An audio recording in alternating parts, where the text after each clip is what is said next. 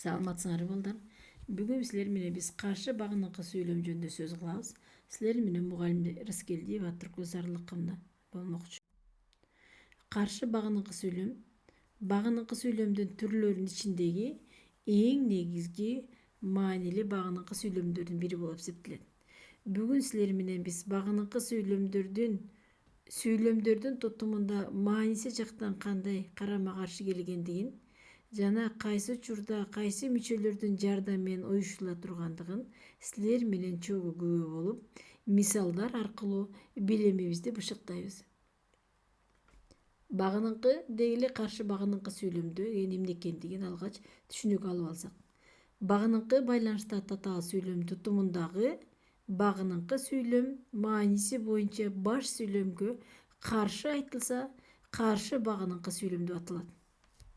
Мисалдар менен мисалдар менен силер менен далилдемекчибиз. Ошондо кененирээк эске тутабыз. Каршы багыныкы сүйлөм, мисалы, канча жаным кардыгып калса да, кардыгып калбайт добушум. Мааниси бири-бирине карама каршы келет. Көрдүңөрбү?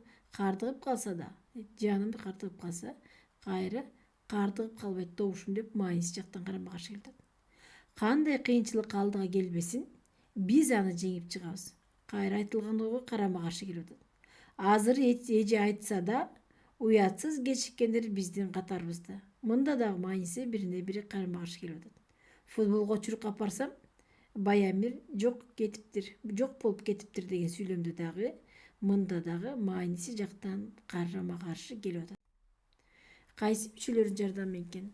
Са мүчөсү негизи баштапкы формасы со дагы, со деле, гону менен, го менен деген мүчөлөрдүн жардамы менен карама каршы багыныкы татаал сүйлөмдөр уюштулат экен.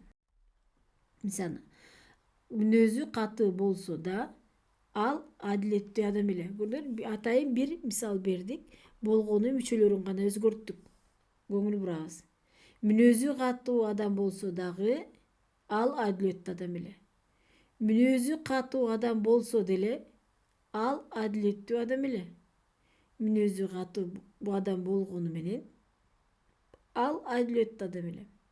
Мүнөзү катуу адам болгон менен, ал адилеттүү адам эле. Демек, мүчөлөрдүн жардамы менен каршы сүйлөм уюштурууга болот экендигине күбө болдук. Биздин бүгүнкү негизги максатыбыз каршы багыныкы сүйлөмдү билүү менен анын практикалык жактан көнүгүүлөрдө кандай келе тургандыгын, мааниси карама каршы боло тургандыгын негизги билүү максатыбыз болчу.